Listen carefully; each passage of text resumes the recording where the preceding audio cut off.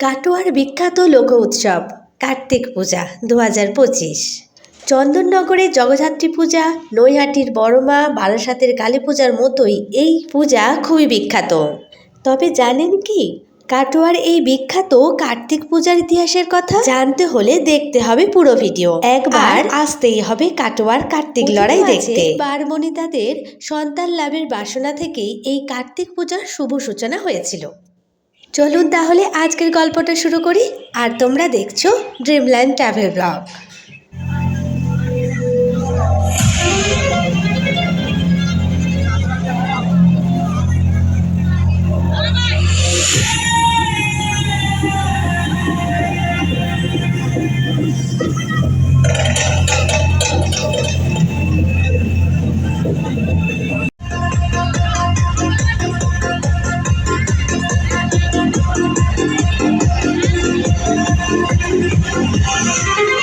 বাংলার প্রায় ঘরে ঘরে এই পূজা হলেও বারোয়ারি কার্তিক পূজা তেমন কিন্তু চোখে পড়ে না। কিন্তু ব্যতিক্রম কাটোয়ার, এখানে লক্ষ লক্ষ টাকা খরচ করে এই পূজা হয়, যার আড়ম্বর দেখার মতো।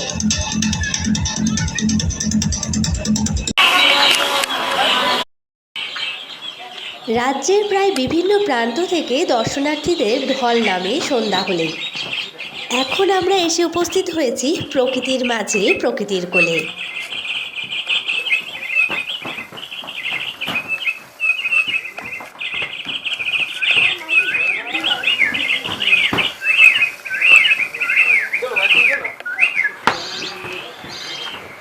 বাংলার লোক উৎসব কাটোয়ার ঐতিহ্যবাহী কার্তিক লড়াইয়ে বর্তমান হরিসভা পাড়ার বারবিলাসীদের ন্যাংটা কার্তিকের উপস্থাপনা থেকেই এর সূত্রপাত। এই পূজার উৎসের মূলে রয়েছে থাকা পুজো। এই পুজো বিশেষ প্রযুক্তিতে নির্মিত বাঁশের থাকায় পূজা হয়। দেখতে একটা সিঁড়ির মতো গ্যালারি, উচ্চতায় ১৫ থেকে ২০ ফুট চওড়া, মাত্র ৬ থেকে ৭ ফুট সমকোণী ত্রিভুজাকৃতি থাকায় একসাথে ৩১টা পুতুল অনায়াসে ধরে যায়। এই থাকার পূজা যখন আস্তে আস্তে শুরু হলো, তখন বিসর্জনের সময় জমিদারদের মধ্যে একটা প্রতিদ্বন্দ্বী হতো তাদের লাঠিয়ালদের মাধ্যমে। আর এটাই থেকে এই লড়াইয়ের সূত্রপাত। প্রতিমাগুলিকে কাঁধে করে নিয়ে গিয়ে নির্দিষ্ট পয়েন্ট থেকে দর্শকদের দেখানো হতো। চলমানের মধ্যে স্থায়িত্বের বৃত্ত তৈরি হতো, আর বিনোদনের জন্য লাঠি খেলার প্রতিদ্বন্দ্বিতা হতো। আর এটাই লড়াই। বেশ মজার না? তবে বর্তমানে কিছুটা পরিবর্তিত। আলোকসজ্জা, গান, শোভাযাত্রার মধ্য দিয়ে এই লড়াই সীমিত। মূলত একে ল্যাংটা কার্তিকের পূজাও বলা হয়। এখানে কার্তিকের নাম খোকা। সাধারণ মানুষ পুত্র লাভের আশায় এর আরাধনা করে থাকেন। কথিত আছে গঙ্গা তীরবর্তী এই ছোট্ট শহর কাটোয়ায় ব্যবসার ক্ষেত্রে সমৃদ্ধি আসতে থাকে। আমদানি ও রপ্তানির জন্য অজয় ও ভাগীরথী তীরে বন্দরে গুরুত্ব বাড়তে থাকে। বিভিন্ন বণিকরা আসতে থাকে এবং তাদের আমোদ প্রমোদের জন্য তৈরি হতে থাকলো গণিকাপল্লী। এই গণিকারা একটা অবলম্বন হেতু সন্তানের প্রার্থনায় কার্তিক পূজার প্রচলন শুরু করেন।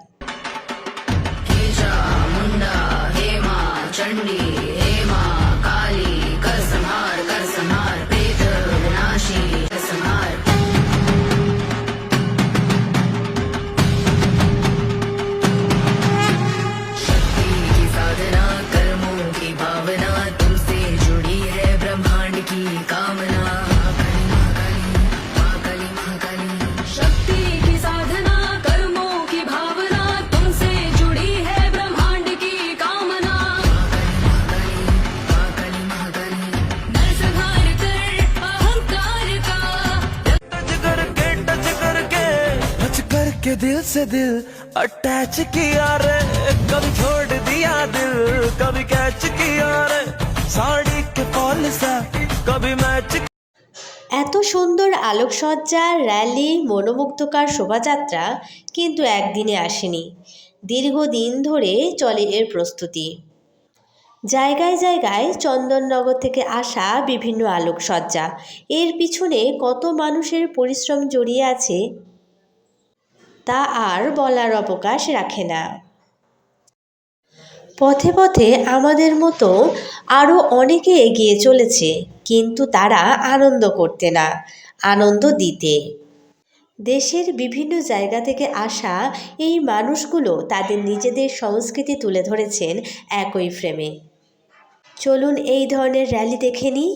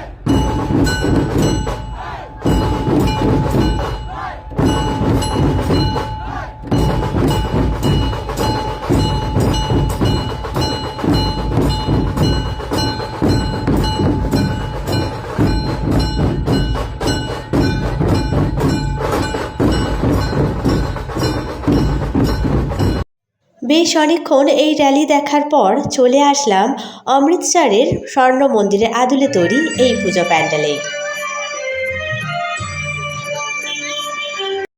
তবে যাই বলো না কেন, এই প্যান্ডেল হপিং ব্যাপারটা কিন্তু বেশ মজার।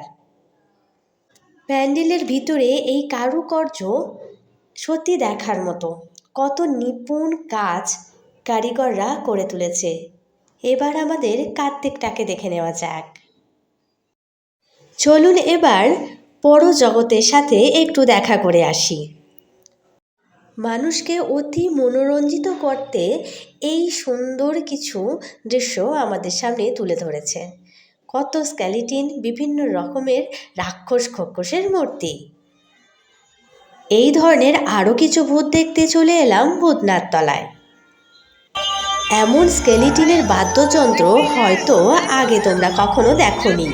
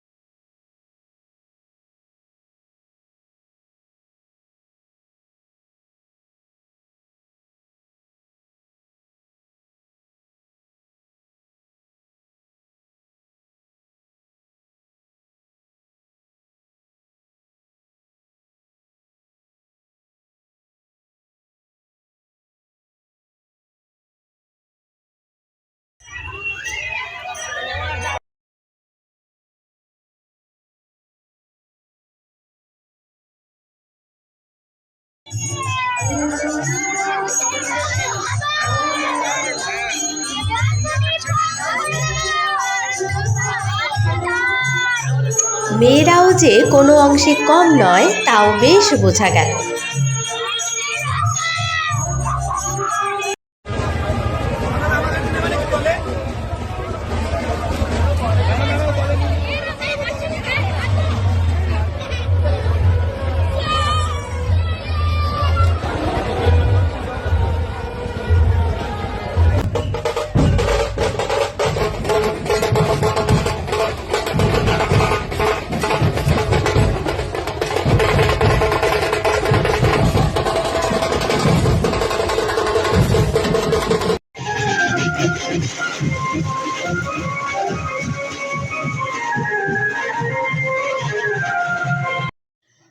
কাটোয়ার এই পূজার 100টার বেশি মণ্ডপ রয়েছে, যা আমাদের একদিনে দেখা সম্ভব নয়।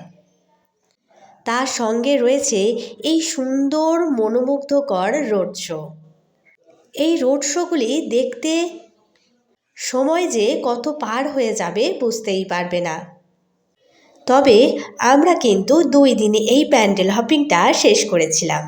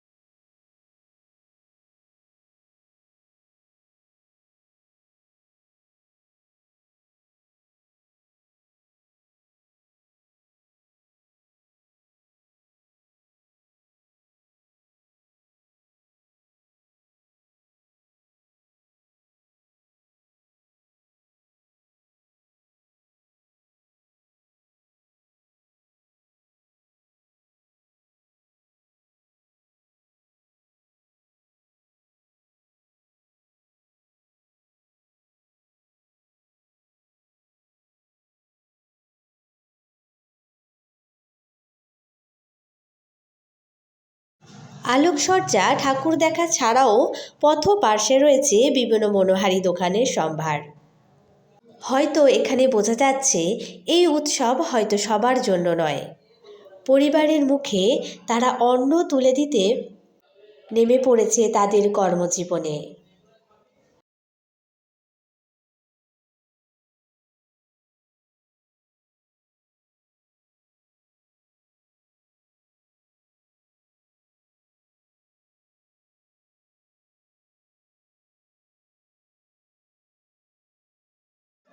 অনেক ঘোরাঘুরির পর খিদে তো পাবে, তাই একটু টিফিন ব্রেক নিতেই হলো।